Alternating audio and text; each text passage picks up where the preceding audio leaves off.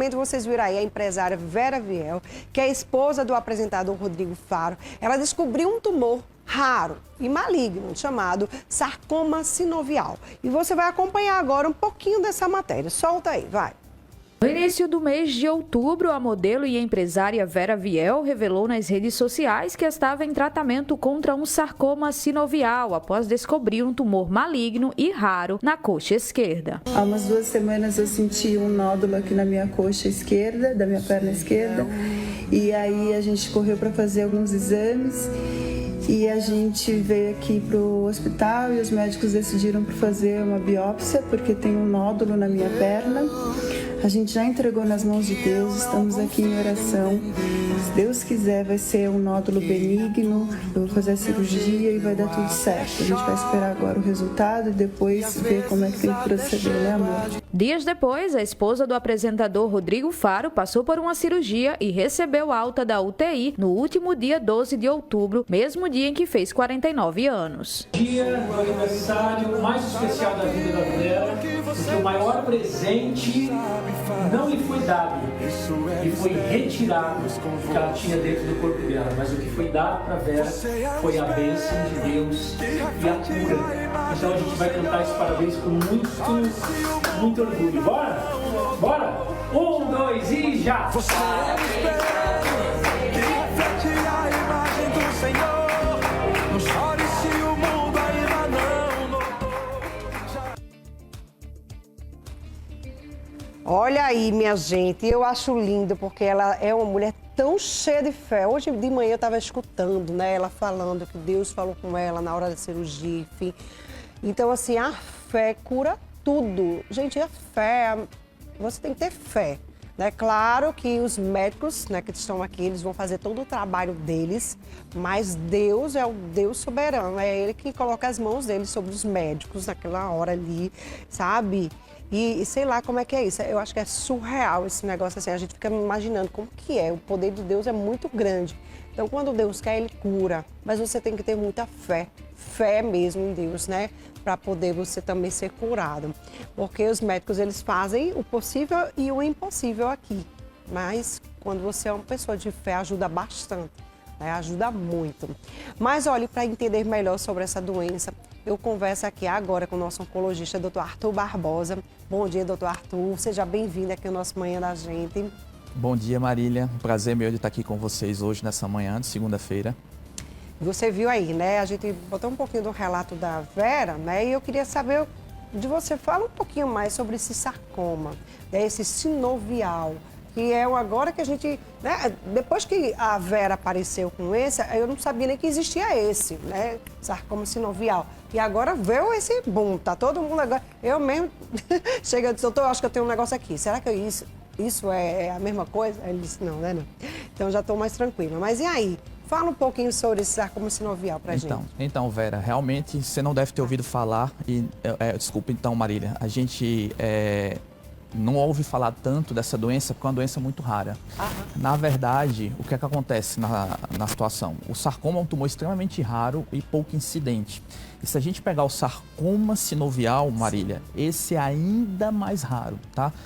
Os sarcomas são divididos em sarcomas de partes moles, nos quais o sarcoma sinovial está incluído nessa divisão, e sarcomas ósseos, né?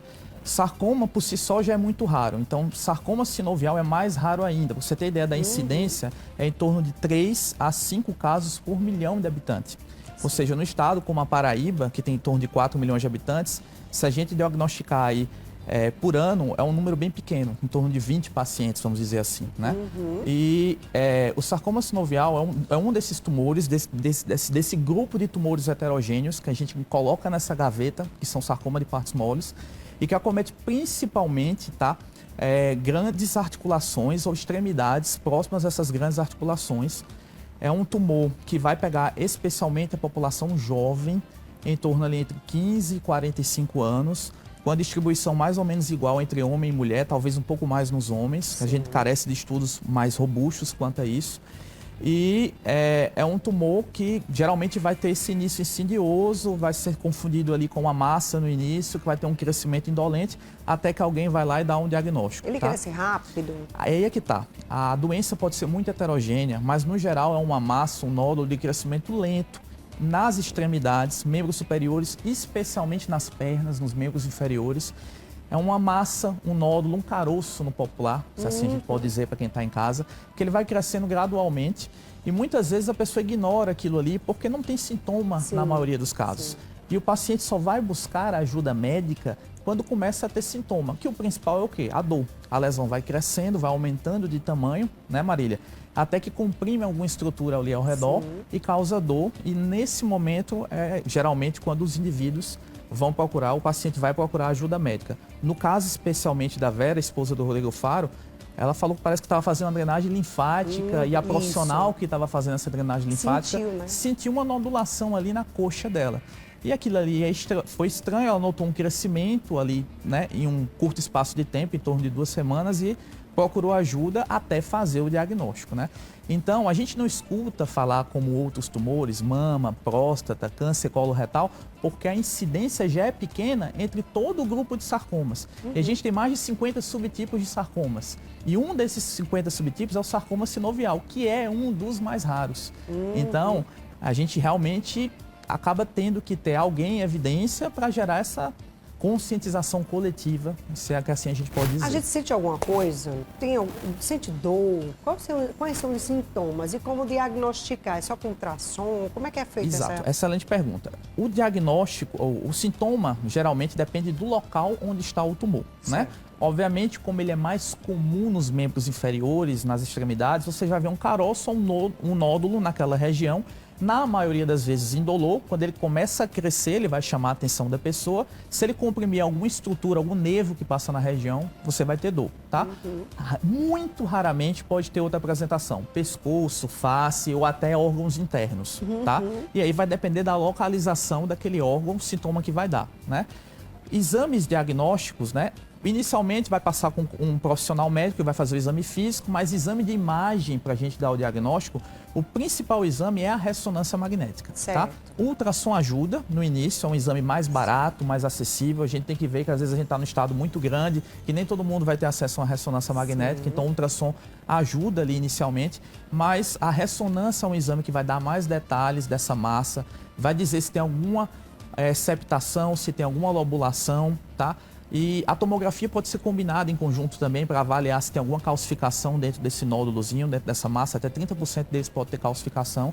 E aí, diante de uma imagem heterogênea, com características na ressonância e na tomografia de malignidade, o cirurgião, né, vai lá agir para fazer a ressecção daquela lesão. O que é que então, pode a ressonância causar, é o principal doutor, exame. Esse câncer?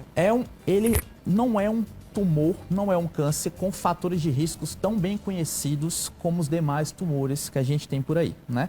De modo geral, a gente tem uma predisposição genética, tá? Existem mutações em alguns genes, que eu nem vou me deter aqui, que são muito específicos, como o TP53, BRCA, enfim, que podem gerar um risco maior de você ter isso. Sim. Geralmente, essas pessoas que têm essas características genéticas, elas têm história familiar positiva. Então, quem tem história familiar positiva para outros tumores tem um risco maior de desenvolver qualquer tumor, e entre eles o sarcoma, dentre os quais também o sarcoma sinovial, tá, Marília? Além disso, a gente tem algumas síndromes genéticas raras, como a síndrome de Li-Fraumeni, que é uma mutação no gene que protege o nosso genoma, o nosso DNA. Esse gene se chama TP53. Sim. E quem tem essa mutação desse gene tem essa síndrome de Li-Fraumeni e tem risco para ter vários tumores, não só um sarcoma ou um sarcoma sinovial, né? Algumas outras doenças, como a neurofibromatose, também tem risco de ter sarcomas de partes moles. Não necessariamente só o sarcoma sinovial, outros sarcomas também.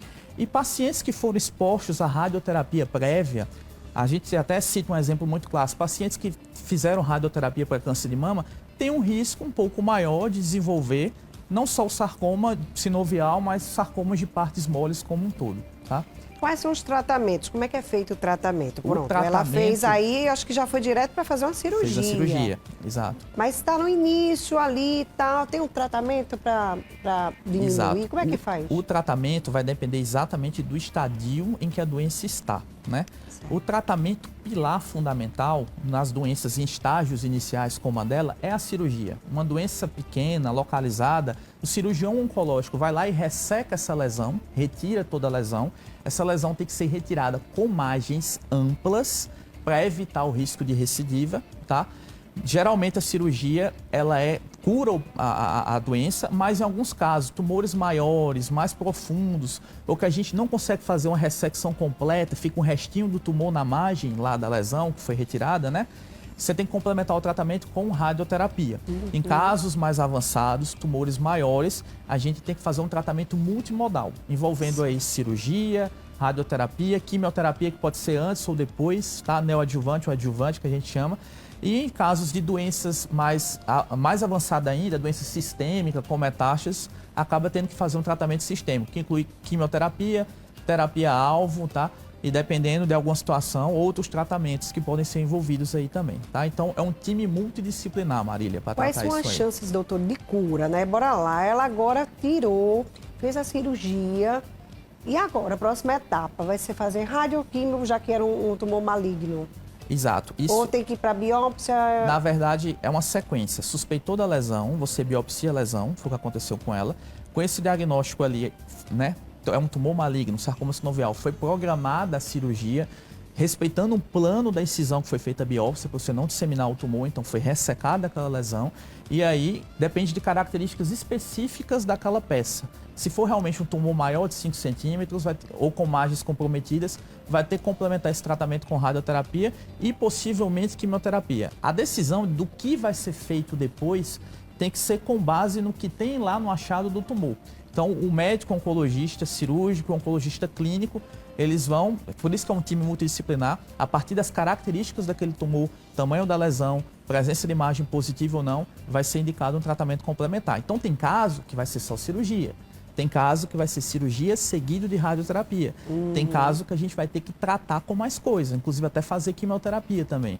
Por exemplo, uma doença que é diagnosticada já metastática, o tratamento é quimioterapia, a princípio, né? Tem que ir então vai direto pra depender quimio. da situação daquele diagnóstico, do tamanho da doença ao diagnóstico. Isso a gente chama em oncologia de estadiamento, que é o médico enxergar como é que está o tumor no organismo.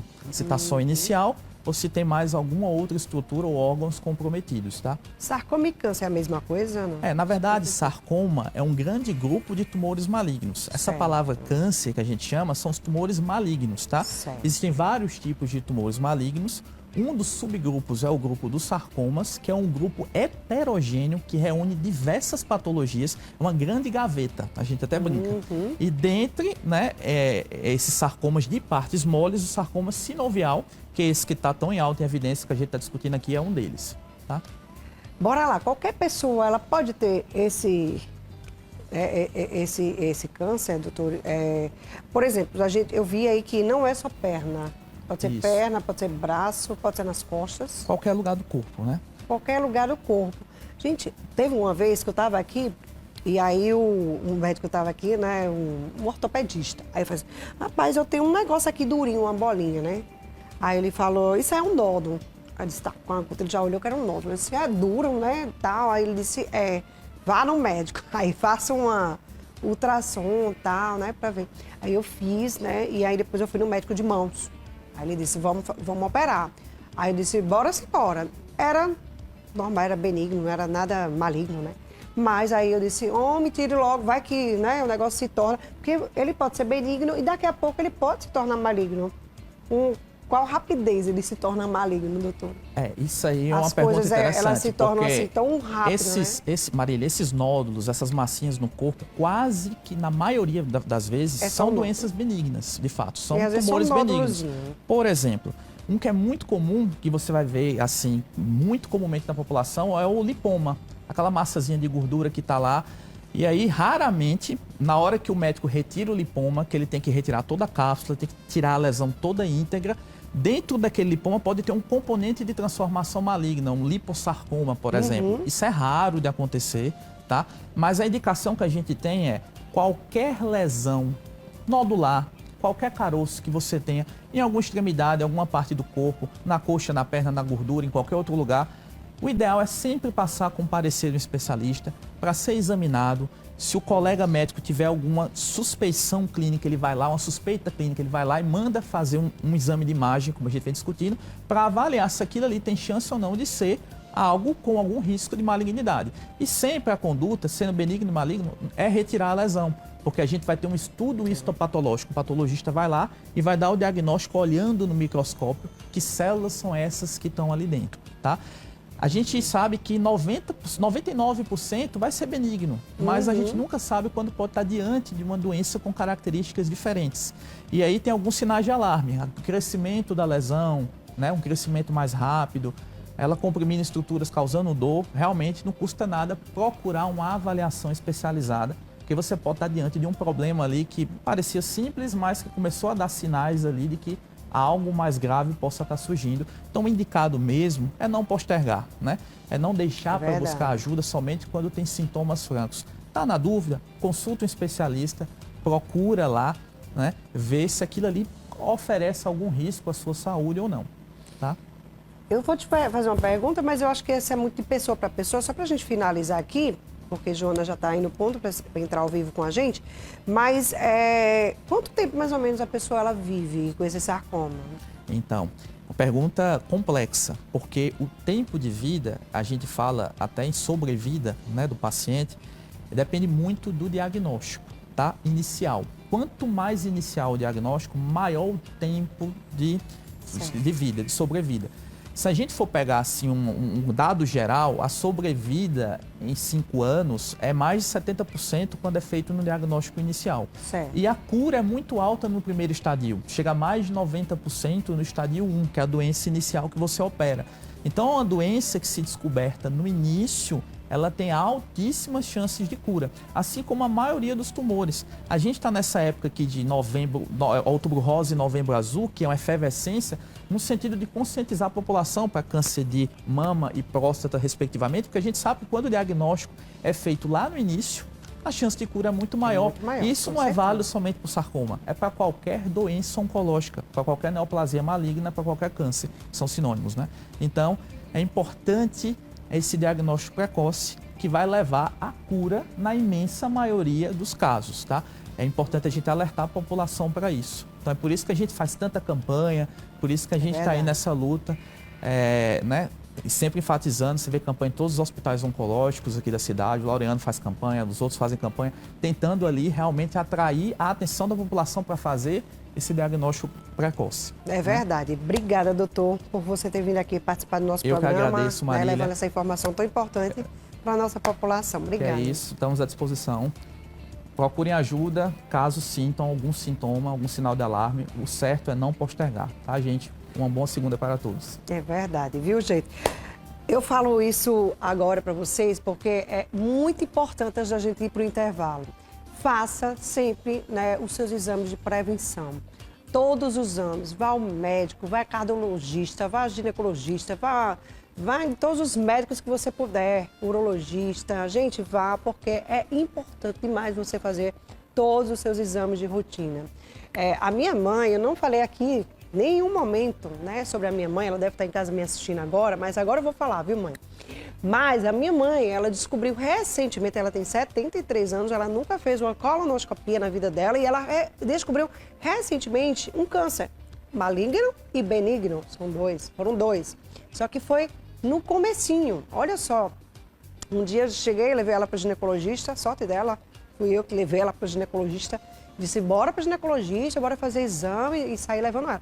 E lá a gente descobriu que ela estava com sangue oculto nas fezes e foi daí que a ginecologista disse, corra e vai fazer uma colonoscopia. Quando ela falou sangue oculto nas fezes, eu já sabia, porque aqui a gente já fala tanto sobre isso, que na hora eu disse, vou correr, né? Porque isso aí pode ser um problema sério. E como a minha família inteira, né, já teve câncer, vovô e assim vai, né, então a gente fica com esse medo maior. Eu corri, fui e foi diagnosticada. Fez, graças a Deus, a cirurgia. Hoje a gente está só apenas, né, dando graças a Deus ter descoberto antes, né? Mas foi um sucesso, graças a Deus a cirurgia foi maravilhosa e ela está aí, né, para contar a história dela. É uma pessoa de muita fé e minha mãe está aí, né? E a gente está na luta, mas graças a Deus deu tudo certo. Mas serve de lição para você também. Corre e vai fazer seus exames. Não é fácil não, viu, minha gente, passar por isso. Vou para um pequeno intervalo e eu volto já já. Sai daí não.